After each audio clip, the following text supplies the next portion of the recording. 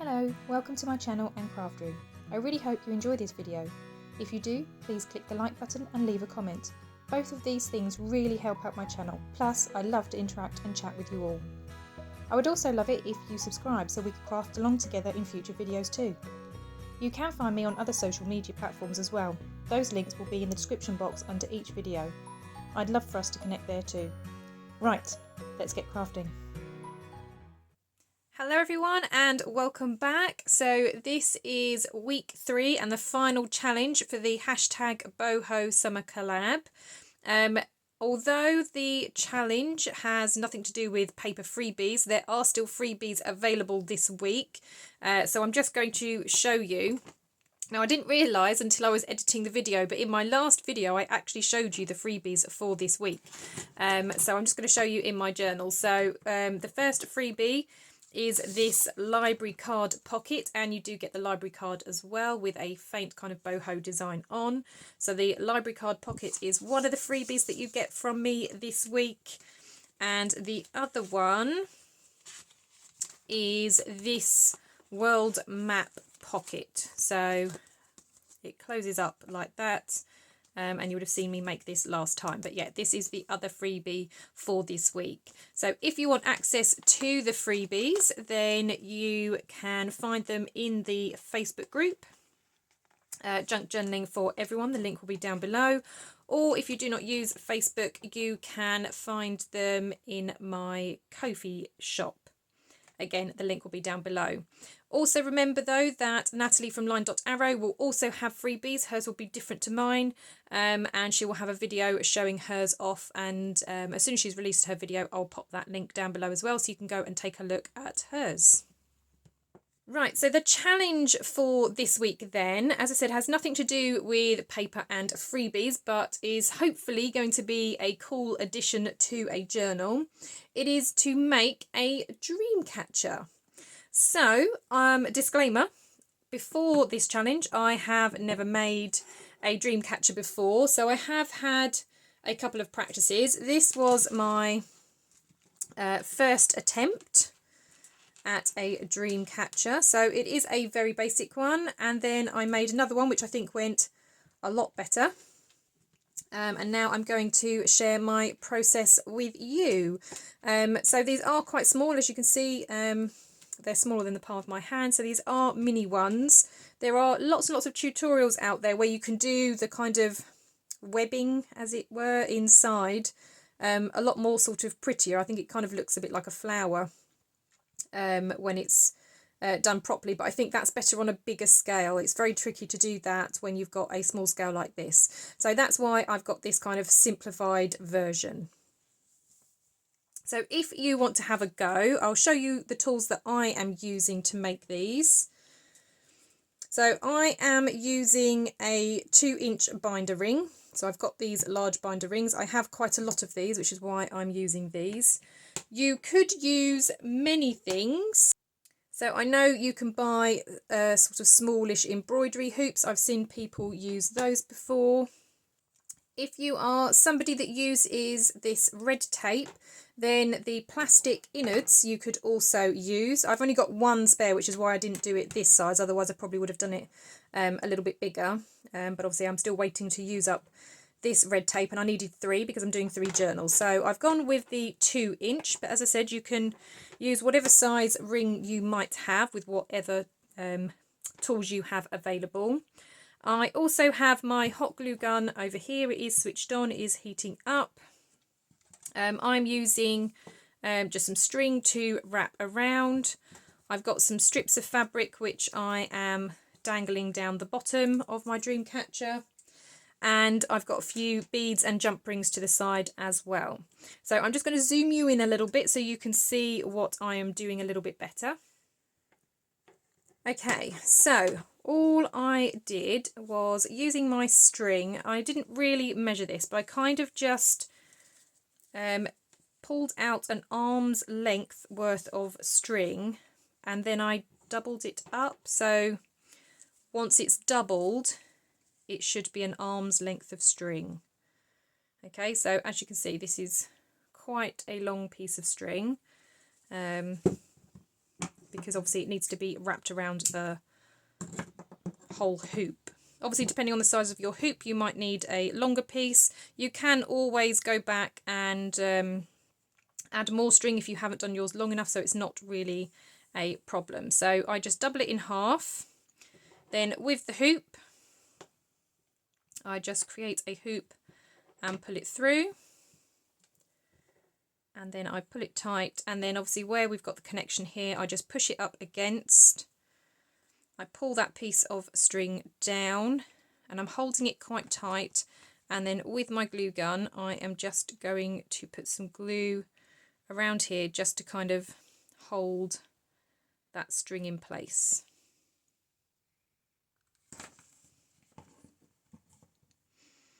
And I'm just going to hold it there for a few moments just to make sure that that sets.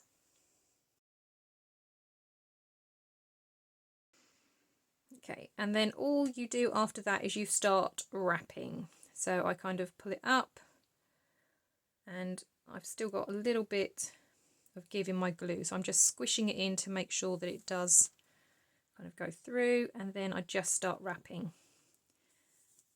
And that's all you do. You just keep it tight, make sure it's all pushed up against one another.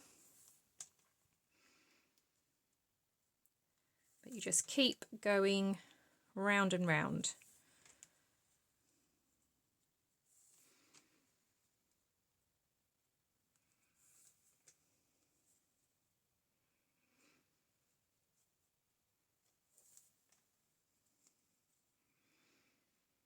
Okay, so it'll look like that, and you just keep going around the entire hoop.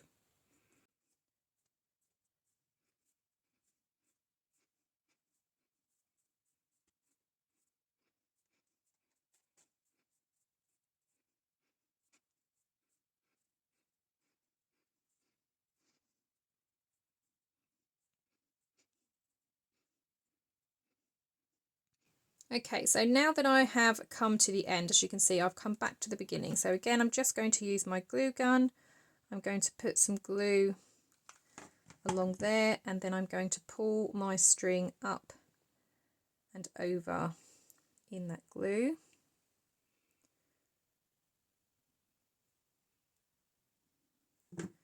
Going to snip off any extras, and then I'm going to put another blob of glue here at the back just to put those bits down. Now obviously be careful if you are working with hot glue, because it is hot. Okay, and then that is the ring covered. So now to make the web inside, you're going to need some more string. So again, I don't really measure it out, I just put it out. So again, it's about arm's length. I can tell you now it's going to be way too much string, but I like to have more than I need rather than not enough. And then all I do, and I'll start at the top just because it is an easy place to start. I then just tie a little knot up at the top.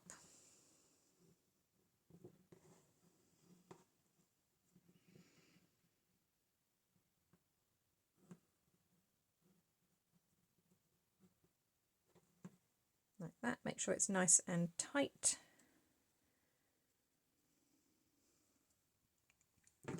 Then I just snip off that extra bit because obviously we don't want that. And I'm just pulling it round to the bottom. Okay, and then you can start your threading. So you can go anywhere you like with this, but the idea is obviously you just want to kind of go off at different angles to kind of create that web effect. So try and keep it as taut as possible. And then all I do is I wrap around, come up from the bottom, and I've always got my finger in place on top just to kind of hold it steady. And then what I've done with the beads is, because this is a very small circle, it's not going to take us too long to kind of fill this up. So every other thread is when I pop a bead on. So there's a plain thread, so this one I'm going to pop a bead on. So just to hold it in place, I just have a clip just to kind of keep that tight for a moment. and you can obviously choose whatever beads you like. I just have a couple of wooden ones. I've then got this nice pinky colour, and then for the middle I've got this blue one that kind of has the gold on it as well. So then I just thread my bead on, and you can play around with the placement of the beads later on, and then I just again wrap that around, bring it up. I might wrap that around twice actually, and then up this way and down.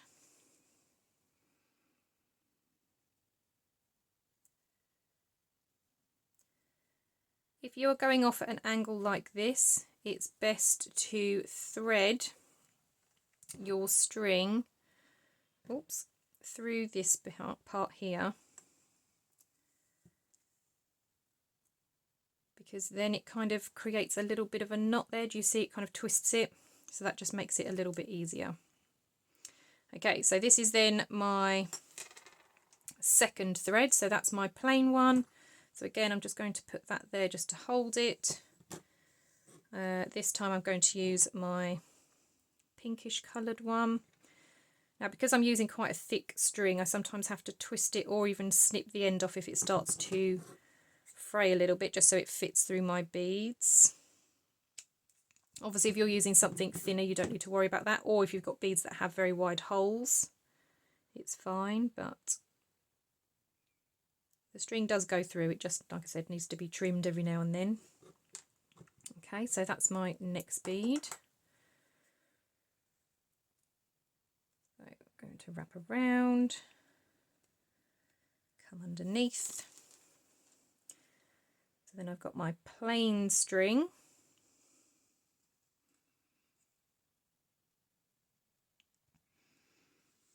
Which means this one is then going to have a bead on it. So this time I'm going to use my big blue bead. Again, I think I'm just going to have to snip that end.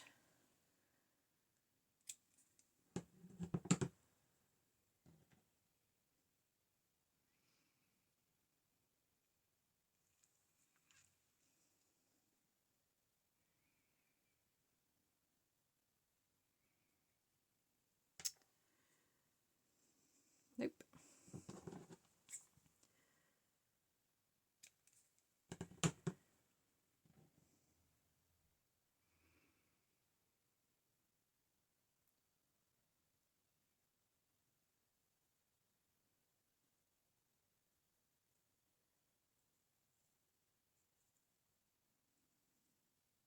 Yeah, so this bit is the fiddly part. So as you know, I'm not very good with fiddly things, but this is as fiddly as it gets. Okay, so that's then on there. So I'm going to take that off, I'm going to pull it, bring it round.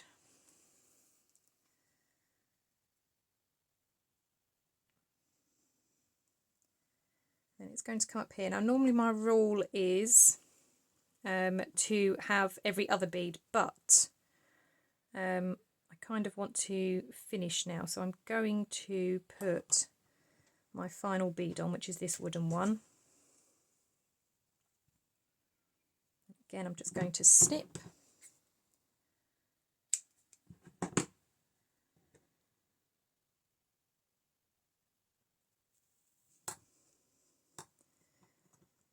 And that's because we're kind of back at the top now, so I might move that wooden one down a bit so that they're just a bit more spread out.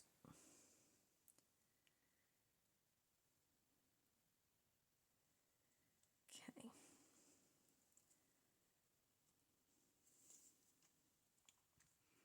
And then all I do is I wrap this round now a couple of times because we are back at the top.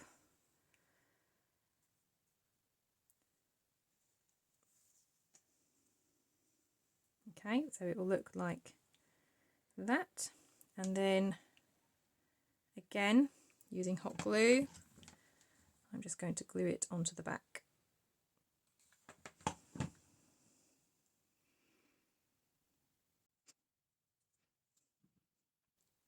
Okay, once the hot glue is dry, then you can just snip that off. And there is your dream catcher. Okay, so now to add the bits down at the bottom. Before we do the bottom, actually, I'm going to quickly do the top. So I've got these different threads, and I've got this one, which I quite like, which is what I've been using at the top as a bit of a tie. So I'm just going to pull that off.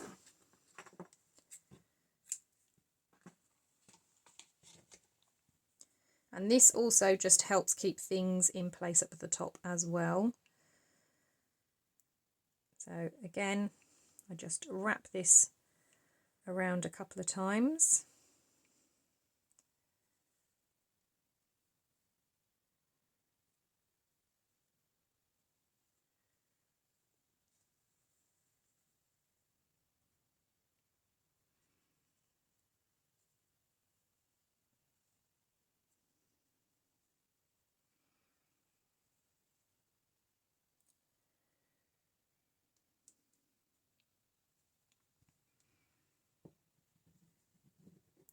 And then I just tie a knot in at the top.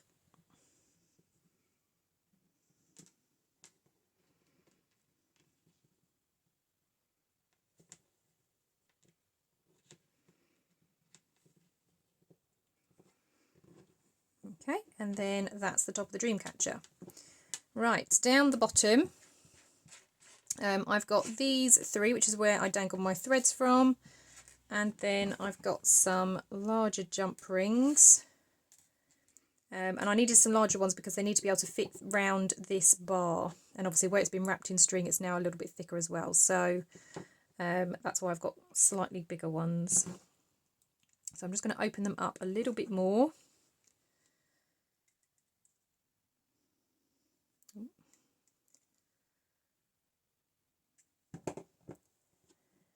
And then I tend to start with the middle one. So I just find where the string is, then I know the middle is down here.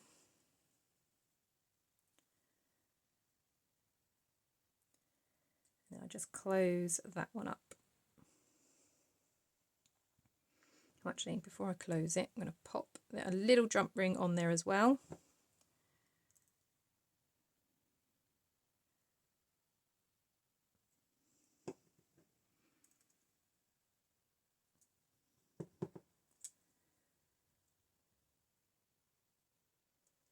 You just want to make sure that that is secure.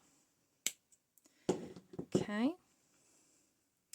So I've now got the jump ring and then a one hanging off as well. And I'm going to do that either side of here.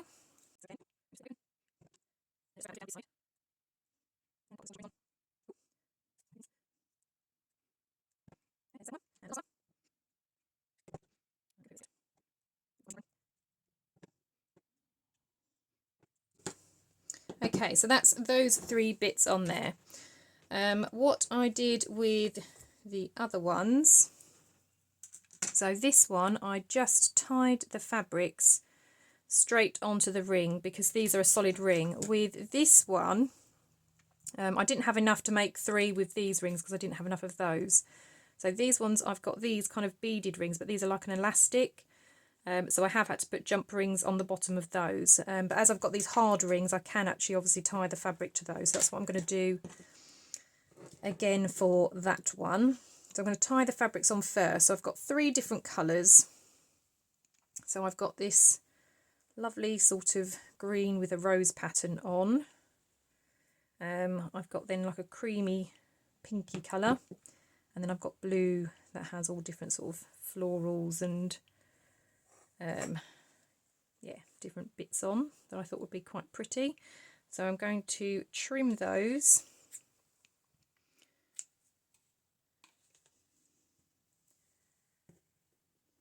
Just so I have about the same length. I mean, I didn't even measure that and it actually is the right size, which is good. Okay, so I don't need those. And then I'm going to tie the fabric on first. I'm just going to pull at the bottom of this one just so it frays a little bit. That's better. I just find it easier to tie it on now rather than after it's attached to the dream catcher.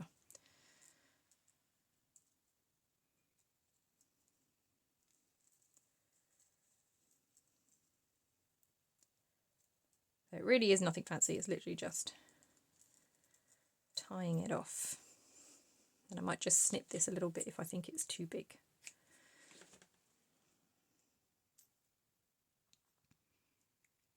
Okay, so there's one.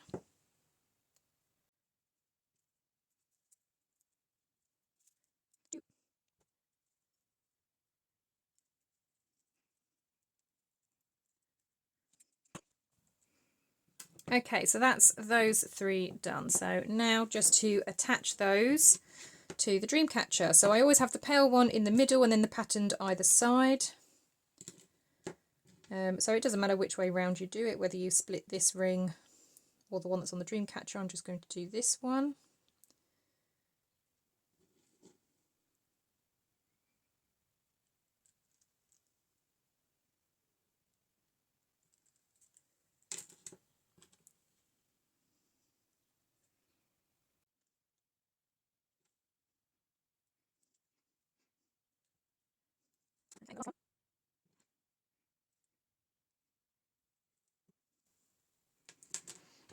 Okay, hooks on just like that, and you have your dream catcher.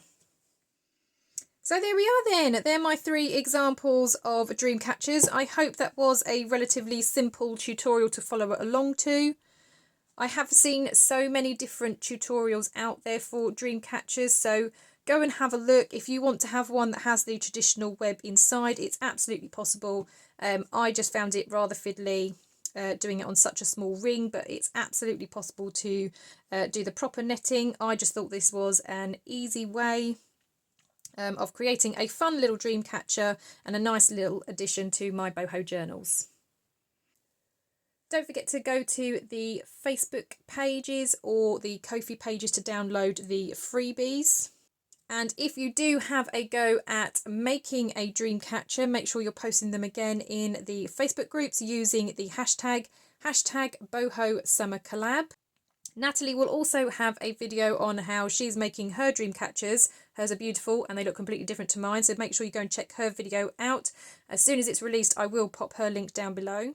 So a reminder that this is the 3rd and final challenge for the Bohemian Summer collaboration that I'm doing with Nathalie. So you'll have the whole week to catch up and get this one done.